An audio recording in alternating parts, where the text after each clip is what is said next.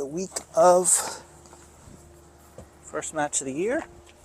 Cool February day. And I'm at the Atrium Health Performance Park, going to meet Woody Wilder, Director of Communications for Charlotte FC. And we're going to have a little talk about him and his career. So, been here a couple times before. Nice little place. Got everybody all on one roof. They got the kits on the mannequins, so you can see the current kits going on. Hey, good morning. I'm here to see what do you need? Metal, put it on the table. All right. I think there might be some metal in those. All right. Alrighty. Thank you. What's up, Woody? What's going on, Nick? Thanks for doing this. It's time for the Charlotte FC podcast.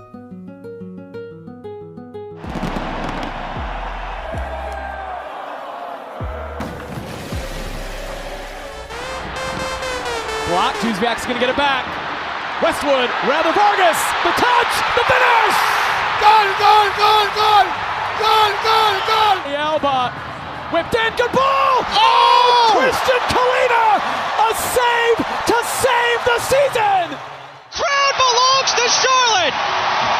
And Charlotte FC, if the results hold, have clinched its first playoff berth in club history!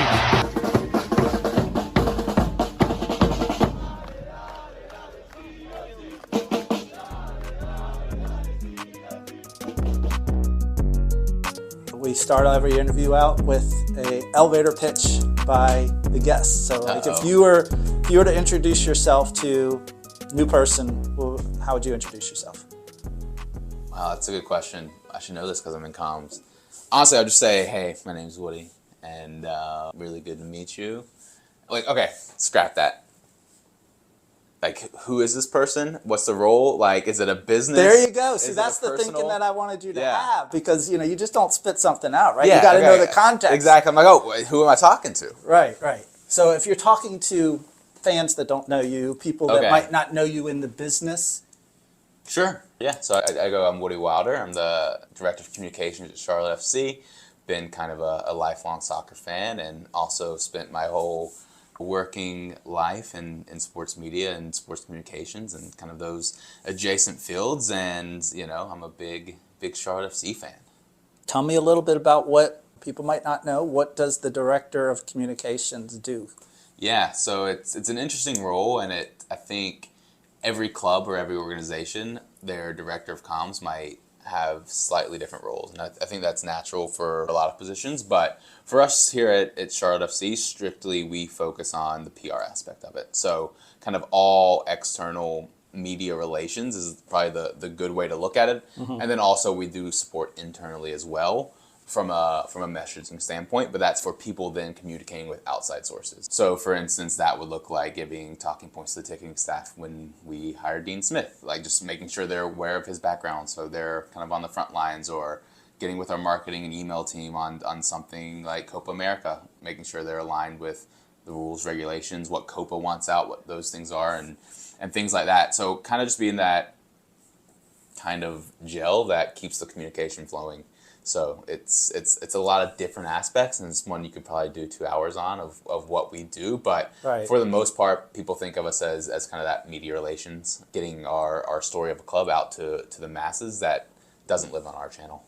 Right. So you're doing a lot of messaging, but internally, do you have to meet and talk with all the different group levels, like you said, like marketing, but then you also have messaging on players, and so you have to meet with like Zoran and those, and be like, what are we saying about this, or what are we saying about this as a so-called rumor or something that's going on? How are we going to say this? Because you don't want to lie, but then you also need to decide what to say. Yeah, so there's certain built-in, I guess I'll call it a code we'll follow, right? So like rumors, generally our policies, we don't comment on rumors. Like that's a simple one. So I see a rumor come in, hey, not commenting on it, right? And so that's pretty standard, and things like that is, whether good or bad, the moment you start commenting on things, people can pick up hints and clues for future time. So, I mean, it's working with Zoran, but, if there is truth to the rumor, working with Zoran to figure out messaging points for how we do attack it for when the time is to appropriately attack it.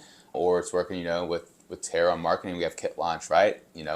hey, QC News wants someone on for kit launch. Who can we get on there? Okay, no one can really go. It doesn't work your schedules. I'll go. What do I need to say? Right? Because, for comms, although we're kind of intertwined in everything, we're not in every meeting. So we don't have the backstory to a lot of things. So we require and rely on our other directors to kind of inform us to make sure we're getting the right information. Some meetings we are in, or some meetings my team is in. But overall, there's a lot of things that go on in this organization. It's impossible to be everywhere at once. But so we do rely on them to get us the right info to then get it out. And it's usually something we can put together in kind of 3 bullet points. And then Right. I'm a big proponent of let the expert speak on what their roles are. So if it's a marketing thing, like I want Sean and those guys out there, Right. or Tara, if it's partnerships thing, get Denny and Nat. If it's ticketing, whether it's Joe in his background, maybe Leah. I know she's talked to you guys. Like just making sure people who are in it every day are the ones talking about because they know it better, and then we work with them to refine their messaging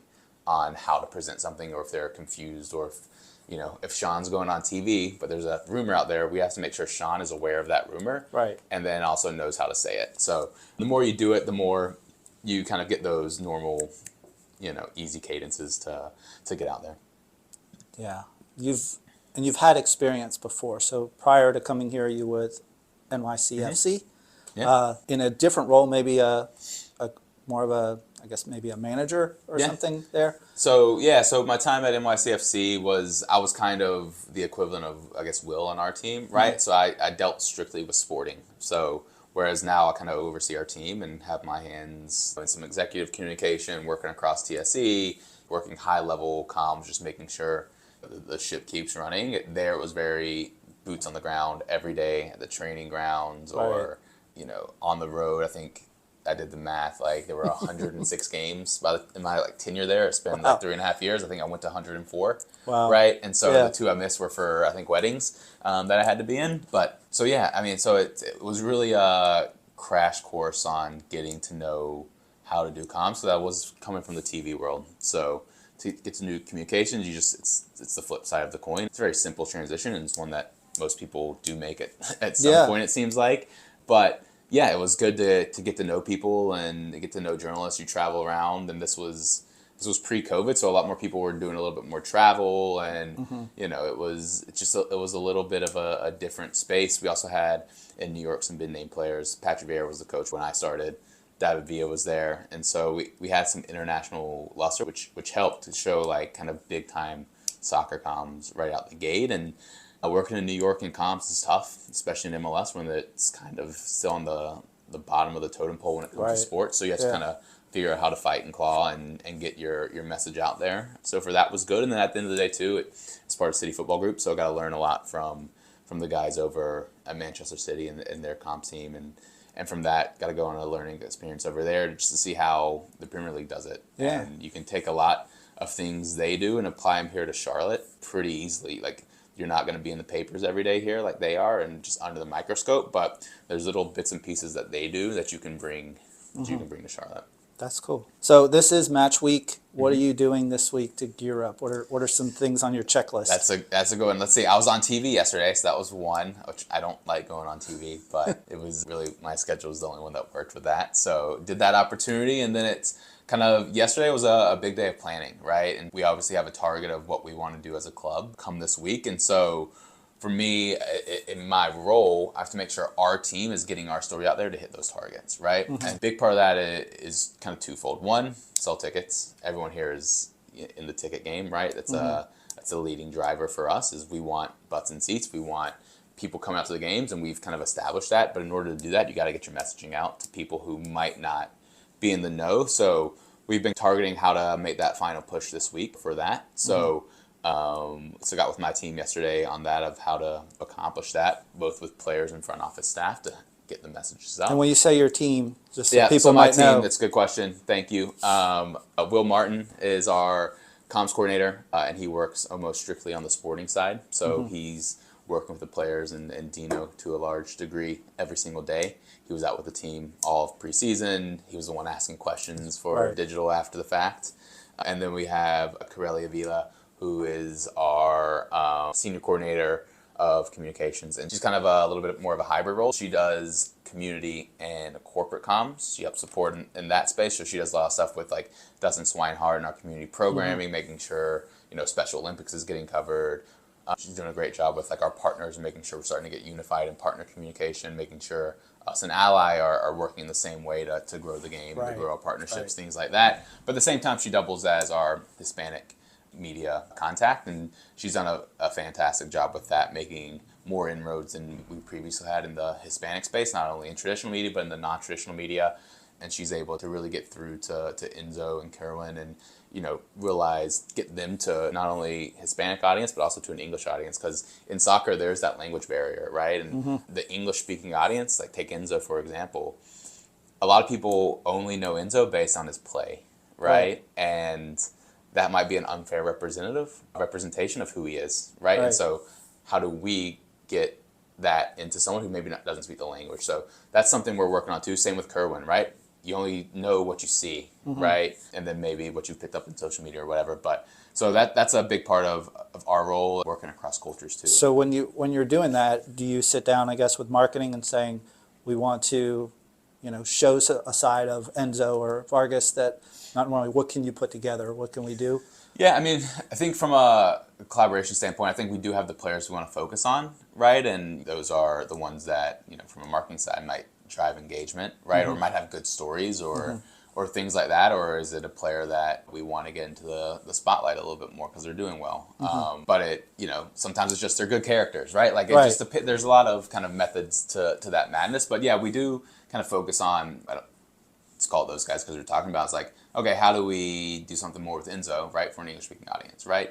And so then we work together thinking of ideas and ways to do that. And it's not going to be probably a big sit-down interview because it's just not feasible. Right. But is it finding those little moments at training where he's doing, I think there was a picture of like Enzo and Brecht on the pool, right? So it's like, those are very, I don't want to say intentional, but it's like we're looking out for those moments to showcase the players in a different light than just the 90 minutes they see on the pitch. Right. So, and that's kind of it's interesting. It's like, it's what we see. It's like, it's sometimes you wish the fans could see what we see on a daily basis here, of them joking around or them, coming in here, bringing donuts, right? Things like that. Right. And so that's, we need to do a better job of getting out to that. But without also getting into their personal lives. Correct. Yeah. And so there's a balance. And so we have conversations with players, like on our staff, and they did all their production day shoots. Like our staff sat down with them. It's like, okay, what's your family like, right? They give them a little info. It's like, are you comfortable with us maybe doing a story with them? It's like, some will say no, absolutely not. Some will be like, yeah, just let me know. Some will be like, yeah,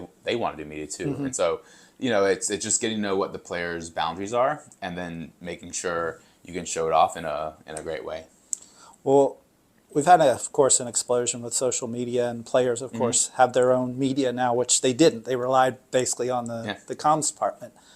How has that changed from the time you started working way back, even with, you worked with the NFL, back with them all the way to now?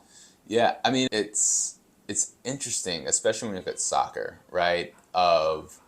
There's still this, I think, from PR battle, right? You have your traditional media outlets, right? And then you have, we'll call it non-traditional outlets, right? I think you fall in the non-traditional outlet, right? Whereas, I don't have an editor. Exactly, you don't have an editor. You're straight to consumer, right? You're easily accessible, right? And then, so take QC News again. Again, I was there yesterday. They hit a completely different audience than you, right? One that maybe has never even heard of Charlotte FC. Right. So how do we blend the two together, right? And so that's what we have to take the approach of. And social media is a really big impact of that, because there's the side of it where social media is not real life, right? But it's also a big way and a big driver of conversation, how people get their information.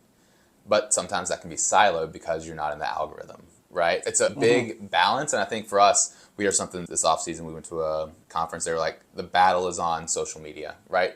That's when things are bad, right? Or when things, aren't really going your way, social media can be overwhelmingly just bombarded with comments, mostly negative. And that's where you have to fight your battles, right? It would be wrong for me to say that we don't care about social media, right? It's like, I think you just have to take it in the greater context of there's tremendous value in our in our independent media here at Charlotte FC, driving a lot of conversation on social media. There's great value in that because our fans eat it up and we have a very engaged audience, right? But at the same time, we can't just put all our efforts there. Right. We do have to go to your more traditional outlets, even when fans are like, oh, no one reads X, Y, and Z, or who's even watching X, Y, and Z. Like, there are still people in Charlotte watching that who want to embrace with the team, right? And so we have to find that split. And, we also understand, too, that some people on TV news also have good social media presences. Right. So you get the best of both worlds. So it's definitely a balance. It's definitely trending more in the social way, especially for our demographic. But we can't just then ignore. And it's hard, like you said, it's hard to control that message because if you have lots of more independent people, even though they're covering the club or something like that, they're going to have all these different things. So and it's one too. It's like you have to. I think a lot of people, when you think of comm strategy, right? You think of who has the highest reach, right? People just want reach, right? And so you have to make the decision: is the national outlet, let's call it SBJ, right? That focuses on a business story behind a paywall, right? Right. Who do you want to be in SBJ for, right? In my opinion, you want your business stories there. Any major story, because you're targeting that audience. We don't want just a player story in SBJ because no one's going to read it because it's not the audience that it's designed to go to, and quite frankly, they're not going to take it, for the most part. But if we have something that we want to get to the masses, we have to go somewhere where the masses can get it. And so it's just an interesting, battle that we face, and just every year it evolves because someone new pops up too. What about players? I know you've told me before that basically you give the respect to the players as professionals to know what to say and how to say things, but also they have social media. Like, how do you deal with that? Yeah, for sure. I think I'm very big on letting people speak their minds. I think where we go is we have to make them informed. We have to be able to make players, coaches, executives, staff, whoever, informed of the situation, right? You can say, hey, this is the club stance on this. This is the league stance on this. This is the potential ramifications for speaking out, right? Right. And if they still want to speak out about it, it's then like, that's here, fine. this is our recommendation. This is how we would recommend you say this. And this is the ramification for what might happen, right? But at the end of the day, you're your own person. You can say what you want to say, right? That we're not going to force you to say something, right? And for the most part, people realize that. And there's been I've had times before, like after a game, player wants to criticize a ref. Like, he's like, well, like, will you cover the fine if I say it? I'm like, no, I'm not going to cover the fine. Like, but if you want to say it, you can more than likely going to get fined for it. And but if that's how you feel, if that's important to you to say it. If it's important to you and it's okay of the fine, like, feel free to say it. But like, also the ramifications are you might not get the call the next time too because you're criticizing public officials, right? Right, or the team might get some sort of negative feeling. It is our job to give players the whole picture of the context of what could potentially go wrong. Right. So starting a new club, you've done lots of things. If you think about it in your time here, first of all, you got a chance to start a new club, basically shape how this was going to be based on all your previous knowledge. Like, I can mold it to how I want it. Like just those little principles that you were just talking about. Deal with the media, decide who gets credentials, what outlets you're going to. You've had new coaches that you've had to deal with. Like, that's not everybody goes into a spot where they always have new coaches. I think I've done 3 on that coaches. note, I was telling someone here, I can't remember who it was, but like coaching changes. Like, I think this is my 6th coaching change in 7 years in soccer. So it's like where people on the outside see it as chaos or instability, and there's fair arguments on that side. There's not fair arguments on that side. But at the end of the day, it's like, I've had 6 head coaches in my 7 years, right? Some for good reasons, some for bad reasons, but like, it is just a natural part of It's kind of like school, soccer. getting a new teacher. Exactly right. Each year. Like, the days of, coaches staying for 10, 12 years, like, it's just not, in this day and age, it's just not realistic. And do we want Dean around here for 10, 12? Yes, that means it's probably going really well. Right. But if he's also doing really well, he might go on somewhere. Like, Right. and so You don't know. You know, it's one that I have a playbook for new coaches. I figured it you takes probably a lot of pressure off me, to be Yeah. honest with you. It's like, oh, this is what happens. Here, when it you goes can do south. this. I Here's don't where need it's to. good, or here's where it was just kind of meh. Right. You know. So yeah. Anyway, sorry to interrupt. Yeah, no, and you've also, I mean, I'm just thinking about all the things you've already encountered just as being head. You've dealt with tragedy, beginning of last season. You've had a scandal, off-season stuff. Everybody has to deal with it sometimes as a comm. And then you've also had, you know, just lots of different personalities and the languages. I mean, all this. I guess the only thing we haven't seen is like a really poor losing team, and then the other extreme, such a winning team. So how do you deal with that? Because it seemed like you've dealt with the other stuff pretty well, and you've learned from your experience, and maybe just learned as you go along too. Yeah, I mean, so I've been with a very highly successful winning team, right? Right. In New York. Right. We didn't win the Supporter Shield, but we won the Eastern Conference regular season. But we fell to the playoffs, right? So And then you left, and they won after that, and then right? I left mid-season. I think they were like 8th or 9th, and then they ended up winning the cup that year. And so Good thing we always beat them. yeah, and it's the good thing too, is like it just shows in MLS, you catch lightning in the bottle at the right time. Anything can happen because the margins are so thin, right? And I think we've been, from a result standpoint, I think we've had the same number of points or maybe one different. It's like we've been pretty consistent. We've been inconsistently consistent, right? And we've been good enough to make it entertaining and fun, but not good enough to go win trophies. Right. We've been good enough to beat teams. We beat LAFC. We beat Cincinnati and Columbus at home last year, right? So we have those high wins, but at the same time, we've drawn Colorado. Like, you know, those sorts of things. In comp, you can't ride the highs or the lows. From like an emotional standpoint and from a strategy standpoint, is like you just have to go with what your plan is, right? And if you're flying high, like, and more people are surrounding you, that's good. That's a good thing, right? Because we want more people involved, more people coming to the stadium. But if you're on a pace to win the wooden spoon and less people around, like, is it the worst thing in the world? Right. You know, your playbook slightly changes, but it's still the same thing in a way. Joe's like said this a lot in some interviews. Like, what we don't want is we don't want apathy. Yeah. That's the first sign that you're starting to fail as a club, right? And so as long as people are engaged, like, I like it when we don't win and our fans are pissed off. Right. That shows they care. Right. And it's like, and they are shouting from the rooftops. They want us, and they're holding us accountable as a club. Right. And we want to prove that accountability. So it's like we shouldn't change our Right. approach to anything. If we're last place, we're going to approach it the same way as if we're first place.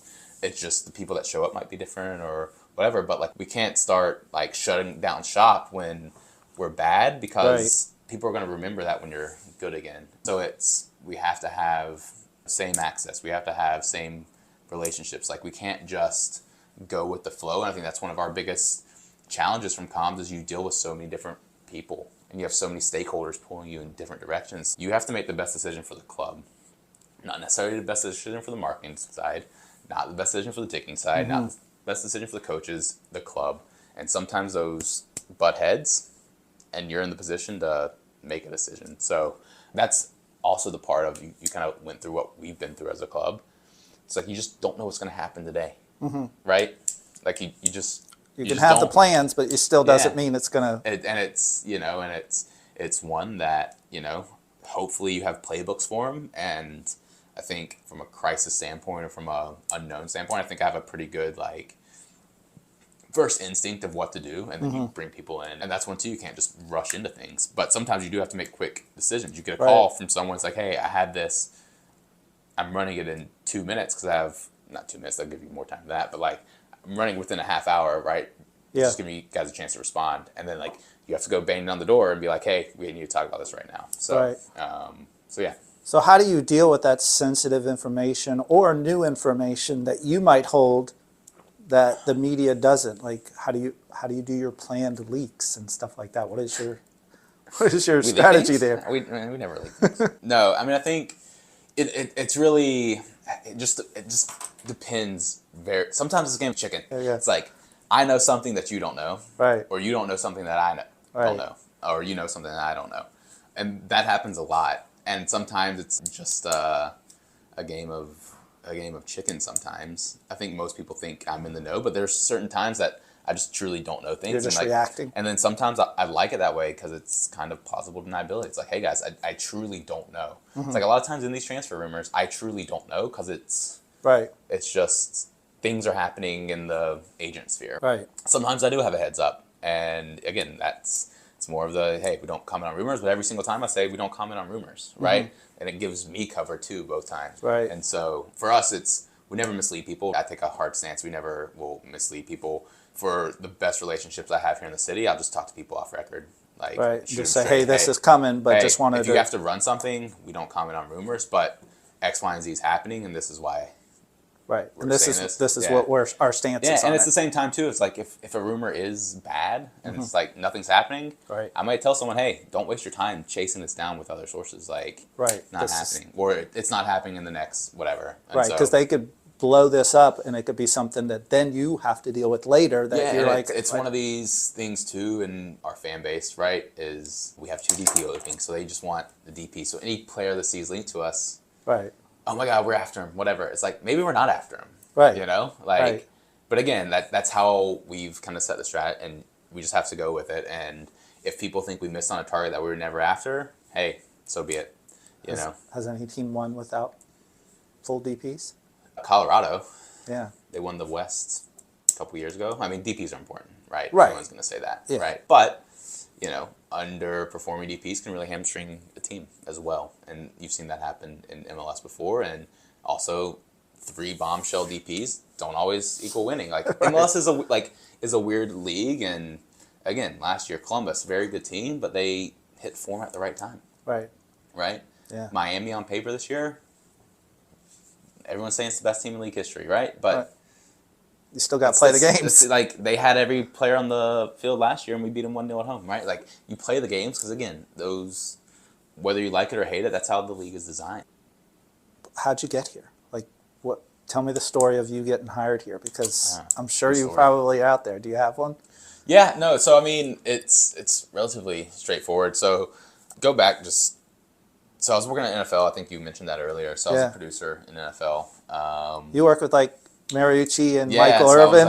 So I was. You produced their show. Yeah, the morning show. So NFL Game Day Morning. I started off as a PA there right out of college, and then worked my way up to eventually being an associate producer. So I was producing. Wait a second, because people don't just get those kind of jobs Yeah. right out of college. Like, how'd you get that? Yeah, so story is I went to the University of Maryland for grad school for broadcast journalism. Didn't know what I wanted to do, but I knew I wanted to work in like sports and at that time TV. And so my undergrad, I had like a more written background, so I just wanted to expand my horizons, and it was a 1-year program, and basically it's a come in, get there, get out, get a job. Get your master's Yeah, and done. and be done with it. Really hands-on. Do a lot of work in DC, so I was working out like the State House of Maryland. I was on Capitol Hill sometimes doing stories, and that's when I really realized I don't want to be on TV, and I don't like being a reporter.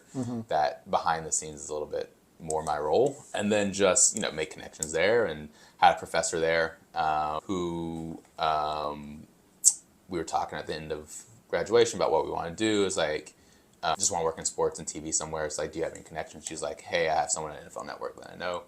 I was like, hey, could you put me in touch with her? So that was Amber Theo Harris. I don't know if you know that name. She was a reporter or an anchor for Total Access at the time at NFL Network. Okay. And Cindy was the name of the professor, reached out. Unbeknownst to me, like Amber Theo Harris was like one of her like best interns of all time back Right. at like Washington. I don't think it was the Post, but like one of the big TV stations back in like Yeah. the 90s. And so they were really close. And like come to find out halfway later that was the first time she'd ever recommended someone to Amber. So like she was like, this first time's happened. You like, must have been go special. call this guy. So she got in touch with the executive producer. He called, like, I remember Charlie Uke, who I adore. He's one of the best bosses I've had. He called me just out of the blue.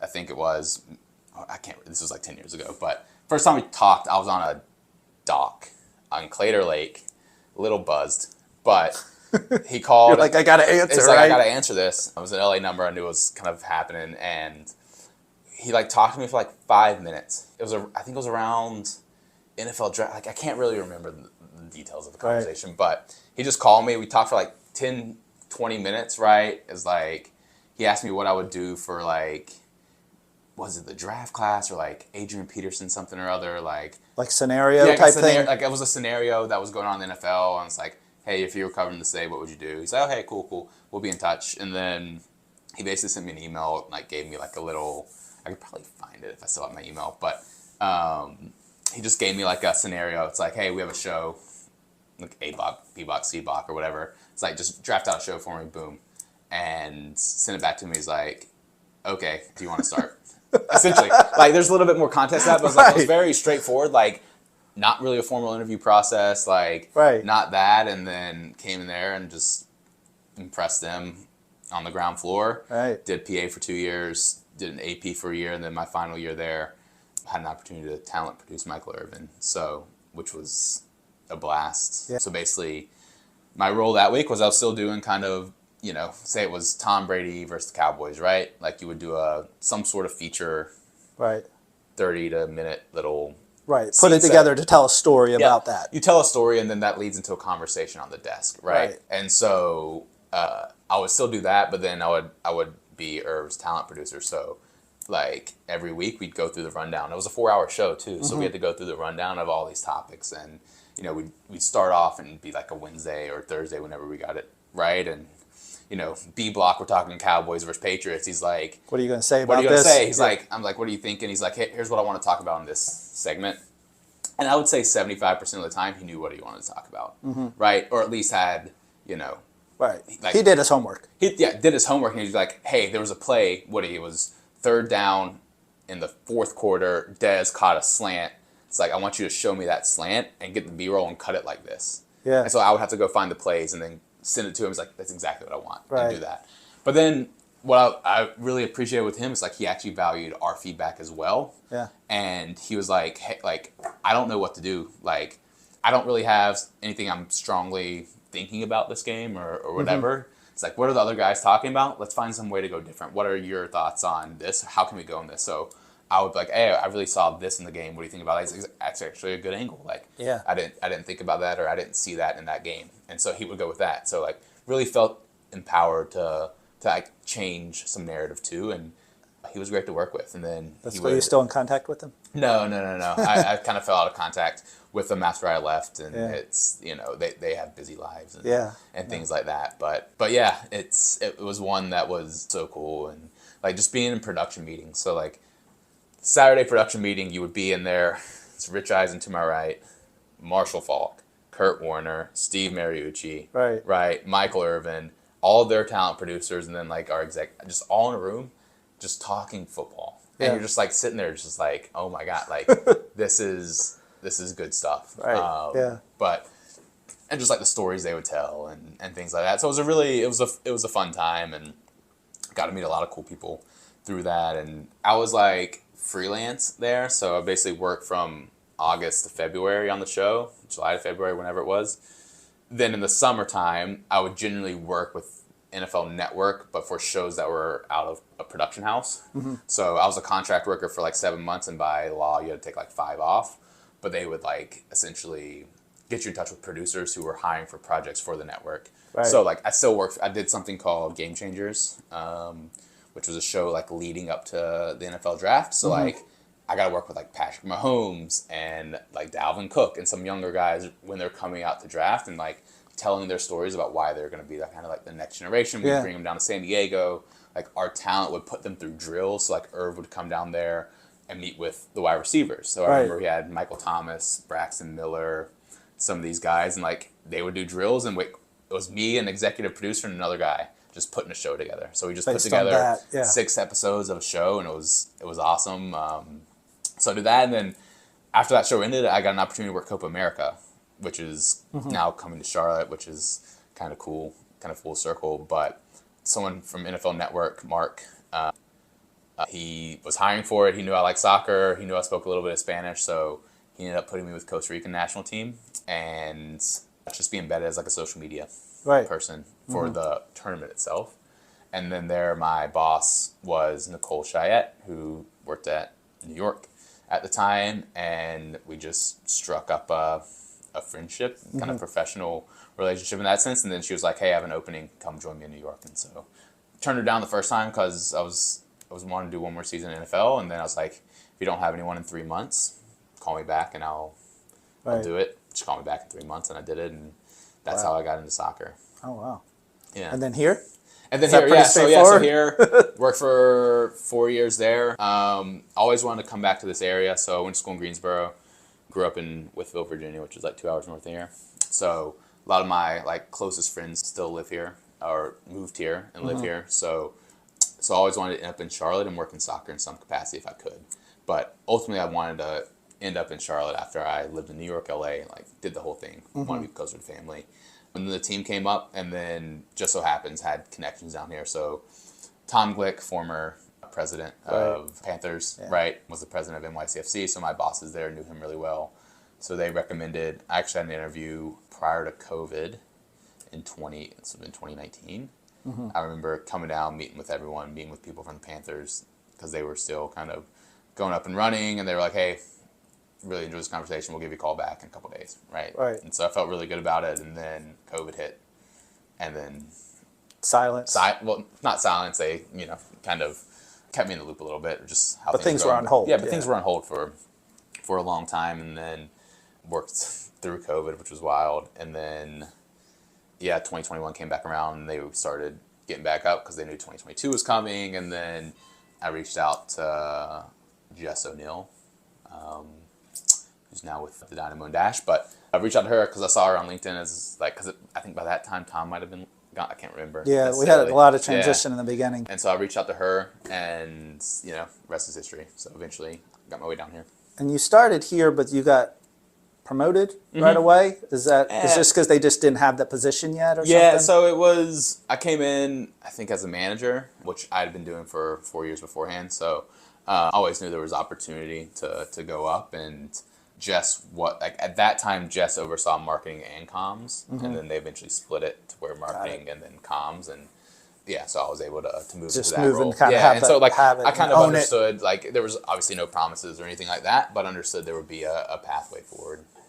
Wow, that's pretty cool. Down here. But I wanted to be here too. It wasn't necessarily career motivated. It was I truly wanted to work in MLS in Charlotte and do that thing. And the allure of a new club was awesome because you get basically a blank canvas for how you want to build an organization. And I think I was one of the only ones early on with MLS experience in the building, which gave me, I think, a little bit of I don't think power is the right word, but a little bit more of a voice to really shape. It's hey, I think this will be a good way to go. And thankfully here too, we have a lot of good leaders on our kind of the director level who really are kind of all pulling in that same direction. So going back to, you said coming back here to Charlotte, when you were a kid in Virginia, what did you want to do when you grew up? When you were really small? Everybody has these dreams. I wanted to be a SportsCenter anchor. You Truly. did? I would watch SportsCenter all day long. And this was early 2000s, so it's Oberman. It's the heyday of SportsCenter. Patrick. Yeah. It wasn't even Oberman. It was Dan Patrick was on, but it was more Stuart Scott. Oh, yeah. He was yeah. It was just that. I just wanted to be on SportsCenter, right? And that was what I wanted to do. And I can remember, I used to read Sports Illustrated back to front because my parents would get me Sports Illustrated for Christmas, right? So I'd have all the issues there. I'd get the college football guides, read them back to front. I just wanted to be in sports media. Yeah. And unfortunately, the world, I think two things happened. One, the older I got, the more I realized my strong suit maybe not being that. I don't really like being in front of a camera. Right. I'd rather do the backside, which is fine because it's still highly involved. But also the world changed, media changed, right? When I was in high school, we had MySpace, right? Yeah. I didn't have a phone until I was 18. Yeah. Now, half our fan base, right, watches our games on their phones when they're, on a treadmill. It's such a different way to ingest content, and I think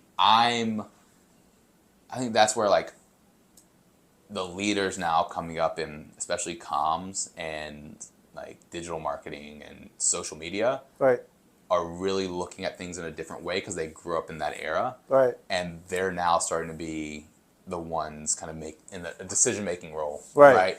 Versus, someone that's more legacy that still watches CNN or whatever, right? Like, CNN's a great hit for us. We're never going to turn down a CNN hit, but does it really move the needle for us locally here in Charlotte? Right. No. No. Right? What probably moved the needle is, they were on ESPN, but covered by somebody local. Exactly. Like that right. would, Yeah. And so I think that's where, this Apple documentary that's coming is going to be an awesome opportunity for us, right? So that's something that's a little bit different. It's like it has worldwide appeal, has general public appeal, but then people in Charlotte are going to ingest it too. So it helps us in all three buckets. Right. So it's like that's our big like white whale of like what can help us in all three buckets. Right. Like, and let's find a few media opportunities for that. But we're gonna focus on local. Yeah. We're gonna take our national opportunities where they come, and we're gonna be a little bit more direct this year in approaching national outlets for a different variety of reasons and topics. And then international, we have some international flavor that how do we show up in Colombia with Kerwin? Right. Right. We're gonna pop up in England now because we got Westy and Arfield and whatever. Jack Grealish reposted the video the other day. It's like so that's like low hanging fruit, but where else can we grow our branding, right? Because people do see it. Do we need to pop up in Serbia more? Because now we have Nikola, right? There's young players in that part of the world that maybe we want to attract, right? So how do we get into those circles a little bit more so that people are thinking Charlotte FC when they think of MLS instead of Inter Miami? Right. That's where it helps to be on some of those major networks. So how did the documentary thing come about? I don't really know, to be honest. Be a great question for Apple and those crew, but they were out filming with us. I don't know if I'm allowed to say that, but they were out filming with us in Coachella. So they were at training one day, and then they had a little sit down with Dean. So who knows how it's gonna all come together? Right. But yeah, I think what people see is. I'll take just my personal examples. Like I watch F1 races now, all because of Drive to Survive.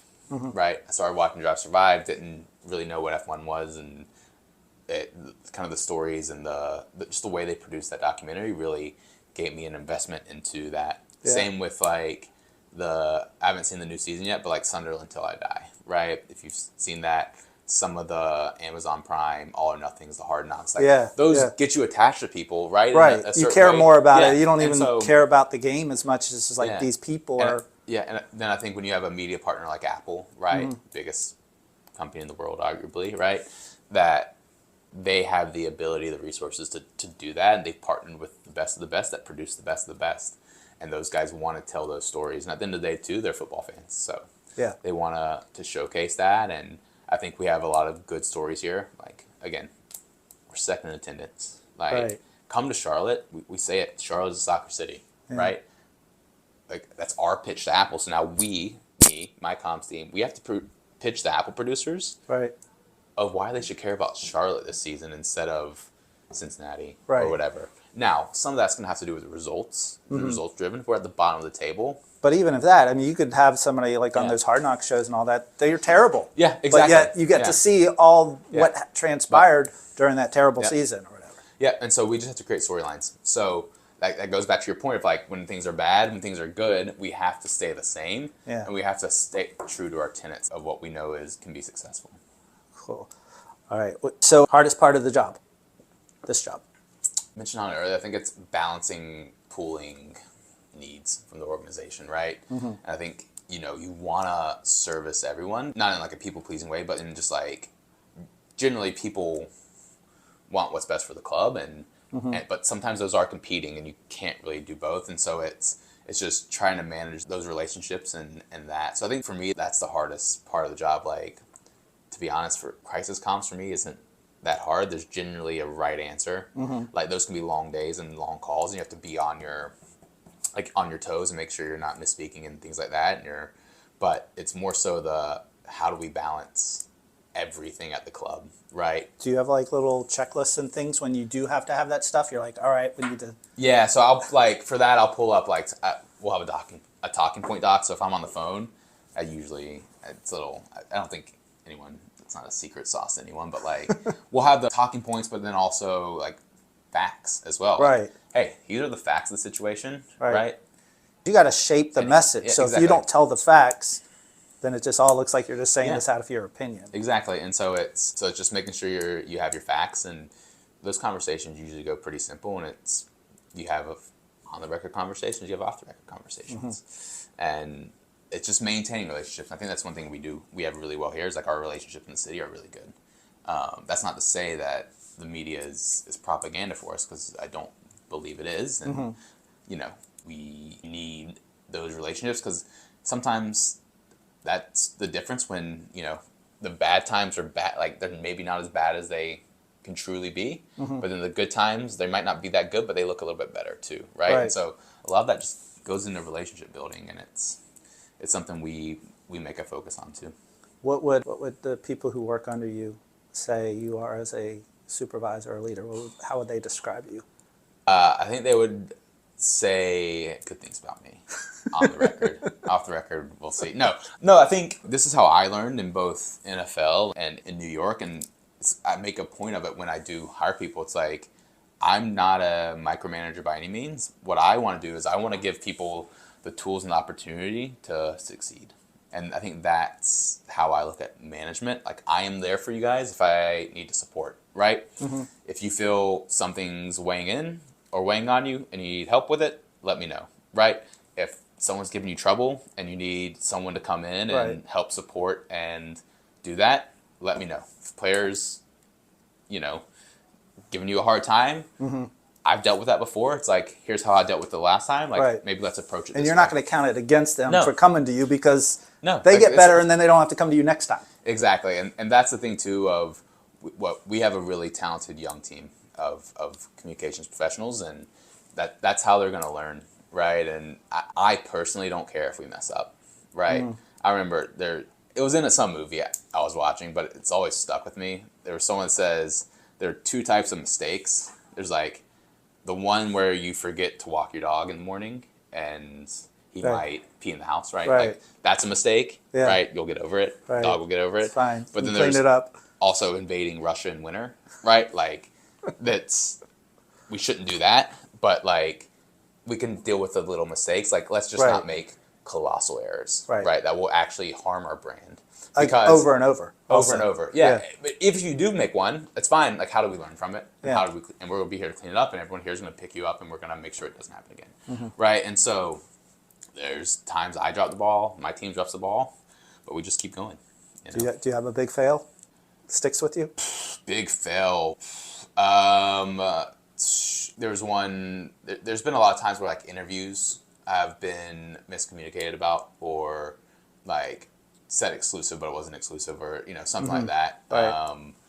That like just early on where it's like just didn't have the experience and didn't maybe grasp what some of the norms were. But again, I wouldn't call them like we worked them out. I think, yeah, like not like. You've escaped that. Yeah, like it hasn't been one where it's just been like, damn, that really harms me or Right. my career. It's like, Right. yeah, I've made plenty of mistakes. I said something on the record that should have been off the record. Like, Right. things like of that nature. But like So I you said, learn how to clean that up. you learn how to clean it up, and you know, like, again, when you're in comms, you know the situations. You have to be locked in. This really matters from a brand health side. Then there's a few times where you can be a little bit more willy-nilly. I know some people might not like hearing me say that, but like that's when it comes to like smaller things like kit launch, or Right. you know, like I don't know. Like, what can go wrong with a kit launch? Exactly right, right? And so you can be a little bit more relaxed, because at the end of the day, you're probably going to make kit launch into a better overall experience. You might say something that was a little less polished, but it's actually better because you're just having a conversation with someone. You're not being a robot giving talking points. That's what I Right. mean by that. Like, where it's like, I know the times where we need to be robots, and I know the times where we can just have a casual conversation. Right. Right? And if something comes out of that casual conversation that might be a little, you know, off, and maybe it drives conversation, more people talk about us. Right. You know? Which is always good. Like, I'm of the all news is good news vibe, with a couple exceptions. But at the end of the day, like, we want people talking about us. That's what I mean by that. Like, Yeah. whether it's good or bad, as long as it's fair, you're never going to hear me. I'm not going to pick up a phone and call a journalist because they wrote something bad about us. I'll do that if they wrote something wrong about us, factually incorrect about us. Right. But if it's something bad about us, hey, it's fair, fine, and it has all the context, and it's got both sides, and they reached out to us for comment, and we did or didn't provide. That's not Right. It's not my role to step in at that point. Like that's how do we get better as an organization for that fair criticism? So How do you monitor everything in this day? It must be pretty we difficult. don't so we have media monitoring tracking. So Like we have software yeah, that we have just critical looks for mission. stuff. Yeah. So there's certain things like if there's an issue at hand, right? Like coach leaving, right? We can Right. set up alerts to where it can do it, or maybe it is something we have a heads up on the transfer. Right. I can set alerts to that. They're like, hey, if this gets leaked, we need to know immediately, right? And so I can set up alerts to do that. That way it has player name. So it could be Kylian Mbappe, right? Right. You can put Kylian Mbappe, and then you can put like Charlotte. So you don't get all the Kylian Mbappe stories. You just get Kylian Mbappe and Charlotte, Right. right? And now with all the French players, I mean, it's going to make it easy for him to come I here. did see today, unfortunately, that he is signing with Real Madrid. Oh. It looks like Oh. for a $150 million signing bonus, but yeah, maybe one day Kylian Yeah. will want to come to these shores with our French guys. But yeah, so I mean, we have that. We're in the process of hiring an intern too that will help with some of that because it's for us. Media monitoring is important, and it's something we probably need to do a better job of getting. Like we do a lot, but all that doesn't necessarily always register with the people out there on our team, or like I might not send it all to Joe, or and we need to do a better job of that. But from the way I see it is like let's just go keep making weight. Like if that is going to take away from us actually telling the stories, like we can deal with that because we still want those stories told, and we'll figure out how to monitor it on the back end, and we pass along high level stuff. So Right. so it's still a little bit better job of working through that, but. If that's one of our biggest lapses, I think that's a pretty small one. Have you delved into AI to help you all with any of your comms and writing? I'm going to be honest with you. I have used ChatGPT to get ideas Yeah. for how to phrase something. Right. Right? I think it's through, when you write press releases and quotes and things like that, you can only write them in so many ways, and you might have been working for 7 hours, or you might need it in a crunch, right? And you got blocks, so Right. I can put in ChatGPT, write a quote about a community event happening at a YMCA, right? That has to do with soccer, Right. Just give it a prompt, and it puts out a quote. I'm not going to copy and paste that, Right. but you can pull some verbiage. Yeah. Oh, that's actually a good way to say that. It just gives you it's like when you're playing Scrabble or something and you just Right. hit shuffle, Right. right? Those words are already in quotes you've written before, but sometimes you just need to see it in a different way, right? And we're certainly not going to plagiarize AI because that's Right. you can tell when something's AI written, right? Yeah. But at the same time, if I'm looking for a new way to say something, I'll see what AI says, Right. right? Because again, it's pulling info from all the world's Right. comments, right? And so And giving it almost its own little slant or summary of Yeah. it, and then you can take that and say, "Oh, I like this part. I'm going to use the way they said this." yeah, it's like we have to use the tools that we have, but there still needs to be that human component in that. So it's like if you do need a press release within an hour, I can say, hey, Yeah. write a press release, Right. right? These things have to be in it. Yeah, and again, you're gonna have to refine it, and sometimes that just fails completely. That could save you 20 minutes. It could save you 20 minutes on something that at the end of the day you just need to get accomplished. And so I mean, I don't think comms will ever go to an AI generated soul, right? Yeah. But I think if comms people aren't using AI, I think I do think they're missing the boat on some of that. Just for fresh ideas, new ideas. Yeah. Again, I've worked in MLS for 7 years in comms. I've written player press releases left and right. Right. It's you can only say things in certain ways, Right. So if that gives you a new spark to give you a different way to say something, Right. take it, Right. right? And Because other people don't want to read, "Oh, it's the same thing. Oh, different name, Yeah. different city." That's Yeah. all that's different. How they many don't want to times see can that. you say he's a good locker room figure, right? Like, Right. it could be true, but like people need something new, and it's like, oh, it's maybe it's a different way. He's more of a mentor that helps younger like whatever Right. it is, right? Like, Right. I say that I didn't use it after that one because I have a press release on with like some of that frame, but like there are ways it's like same thing of it's basically people have always been using a thesaurus. If you go to thesaurus.com and look up different words because they've said the word Right. development. Right. It's no different than that, but it's like that, and it can be a whole paragraph. Right. Yeah. And it just That's gives a you a good way different way of to think putting of it, right? Like it's just a tool that has been around for something that needed more manpower. Yeah. That's all it is. So what in your career have you not done yet that you want to do?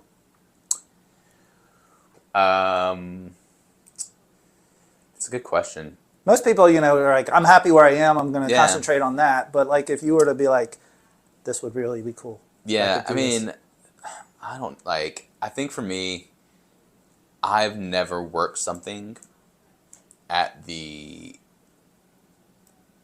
pinnacle, right? Like I've worked on a Super Bowl show, Right. right? But I didn't work the Super Bowl, Right. right? I've worked, I've worked at an All-Star game for MLS. I've done certain things, but I think to work, whether it's a World Cup, right, or just being at the peak of Right. whatever that profession is and getting to experience that, I think would be pretty cool. Like we obviously have the opportunity with Copa and like you're working around it, but I think But you're not directing Copa. yeah, like I'm just here to assist with Charlotte like media ops and making sure the Copa Right. America PR team gets in contact with our PR teams Right. and if we have teams like just giving them opportunities, right? And how can we maximize as a club? It's not necessarily working Right. a World Cup final. So Right. I mean, I think that would be that like just and for me, I think just eventually being able to run an organization or some point of that. I think I'm pretty well experienced on like the comms and marketing side. Like I want to get better on the business side. I'm still learning that, and we have good leaders here that you can learn from in that sense. So And it yeah. sounds like wherever you've gone, you've taken to learning from the collective rather than just who's directly there. Like there's lots of people in an organization, and that really helps you get better, even if you're not targeting those. Like you said, business people, Yeah. like working with Joe constantly. Is he basically your supervisor? Or He is person? not actually. So Tamara, who Oh, runs, Tamara's, okay. do you know Tamara? Yeah. Okay. Yeah, she's, for those who don't, she's the chief comms officer for TSE. So Okay. she's who I report into. Like I dot line to Joe, and I work with Joe very closely on a lot of things. But the one doing my performance review at the end of the season is not Joe.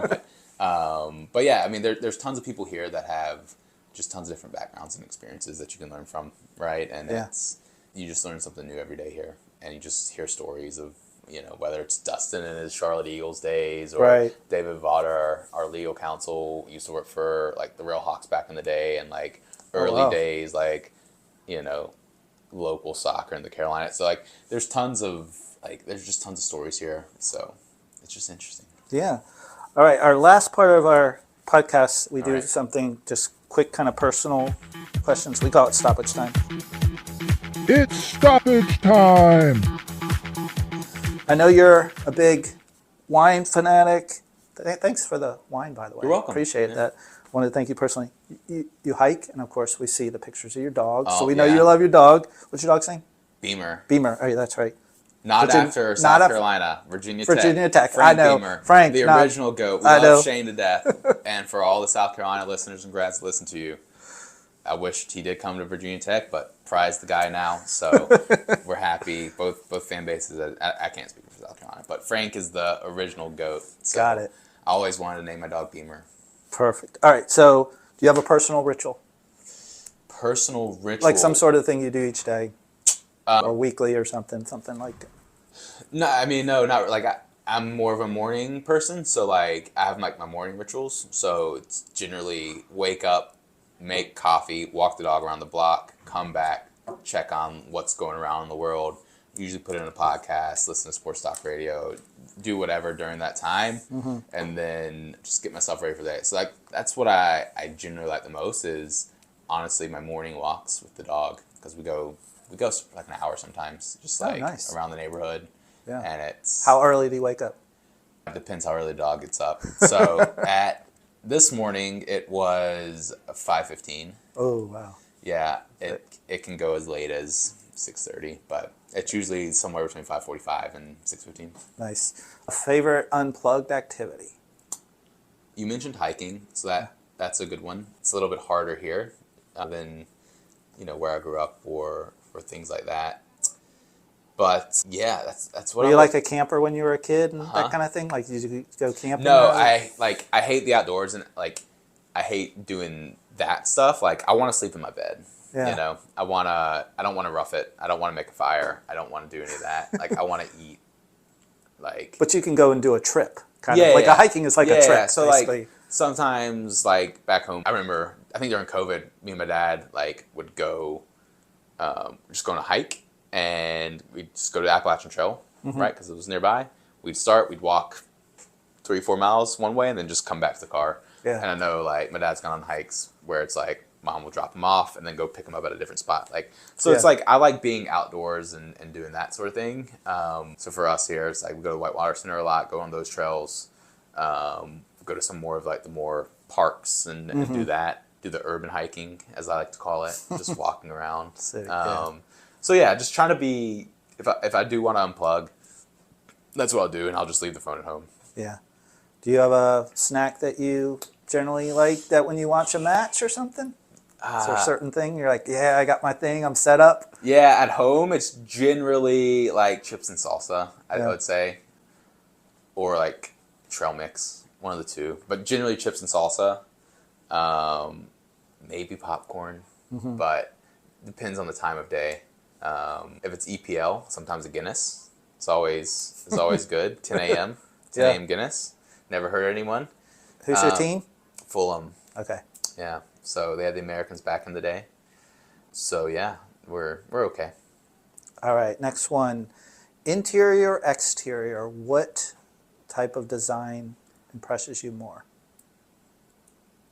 Okay, that's good. Like I love when something inside looks so nice. Like I went to look at a house the other day here in Charlotte, and like the inside was just so nice. Yeah. And the outside was fine. Like Yeah. it was just a normal house. Like hadn't been painted, anything like that. But Right. like the inside, it's where I spend most of my time. So I'd prefer inside interior decorating. Which if you went to my apartment now, it would not look good at all. Would you say interior also, if it didn't have to do with decorating, but just design itself, like design of, your work? Yeah, I think interior. Yeah, Yeah. because it's what people from the outside don't see. I think so many people in a lot of aspects of life just make quick judgments based on what they see. Yeah. Take MLS. They see Charlotte, and they're like, "Oh, the team's not good, right?" Like you saw all the predictions. 13th. 13th, Last year, Right. the median was Everything. like 11. right? Yeah. And it's like all they see is that we've loaned Carroll out and we haven't really replaced him. Right. That's what they've. That's And what we they have a see. new coach. We have a new coach. transition. What they don't see is you guys on every interview we've done for the last 6 Right, months. right. They don't see, a little bit of what was actually going on last year when our season was in turmoil almost the entire season to Mm-hmm. still get to the playoffs. They don't see a Dilson's develop like Right. they don't see a lot of these other things that are actually going on in Charlotte. Mm-hmm. So that's why I say interior. It's like that's not a fault of anyone around Right. the league or whatever. It's like they have to follow 29 teams, and that's really hard to do. Right, yeah. And until like Most preseason- national people yeah. are like that. They don't really know Yeah, much and about so what's going on. It's literally impossible to be in tune with all 29 teams, so they have to pick and choose. Right. And so that's why I say interior is like, if you know what's in the interior, it can help elevate, what's on the outside, and who cares what people think on the outside if what you're doing in this building is good. So, Who at cares the what end of the people day, think? you're doing it right. Yeah, What's more gratifying, starting a project or finishing one? finishing. I think it's easy to start a project, but once you see the result of it, I think is good. Like it's just what you want, right? Like you just want to see the end of we have a cool project coming out this year that Corelli's worked on. Oh, cool. I'm just going to tease that. So hopefully it comes out. We'll be looking out for that. And, of course, Hopefully the, in March, the maybe documentary. That's going to be nice, too. Yeah, I don't know when that's going to officially air. Like, I think that's going to be really fun. And again, don't know how much we're going to be involved, but hopefully a lot. Yeah. All right, last question. What recharges you? Oh, that is good. Like, Because you didn't really have time off. no, I don't. No. MLS season's long, and then the off seasons, you're just building up for the new season. I think for me, it's like we talked about, I'm very big on like work-life balance.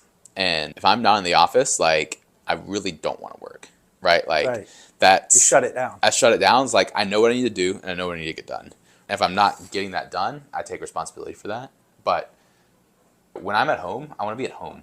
And I understand, like, if Joe calls me, I'm going to answer it. But I'm not going to be sitting there constantly checking my email, waiting to see if someone's emailed me about something that could probably most likely be handled in the morning. Because if it's 7 o'clock at night and I'm at home watching whatever, doing whatever, cooking dinner, if something's urgent, someone will call me. Right. And I even have my phone in my room. I usually have AirPods in, listening to podcasts. So if my phone rings, I'm going to hear it because it's going to just go to the AirPods. I'm going to see who it is, and I'm going to answer the call. But, like, beyond that, if it's not urgent, like, it can wait till the morning, right? And so that's what I do a lot of the weekends, like Sundays. Like, good luck trying to get in touch with me, honestly. Like, good luck. That's your big break. Yeah, in and a so week. especially in the season, especially if you're playing Saturday nights, like, good luck. Yeah. Like, It so can wait till Monday. It can wait till Monday, but again, in comms, you kind of know what's going on. And it's like, again, there's the stuff that kind of happens out of the blue, but like, I know going into a weekend if I should be around my phone or should be checking email. Right. Well, thanks for Absolutely, thanks this for time. coming. Appreciate this. No problem. As you just heard, you definitely know now that we have one of the best comms directors in all of sports with Woody Wilder. So I appreciate him being on the show. And be sure to join us next week as I talk one-on-one with Charlotte FC defender Bill Tuiloma. Thanks for listening to the Charlotte FC podcast. I'm Nick Finelli, your host. Please follow us on X and Instagram at CLTFC Podcast. We're also at CLTFCpodcast.com or CharlotteFCpodcast.com if you want to go to our website, and we'll be posting more stuff on YouTube. So if you want to get playlists there too,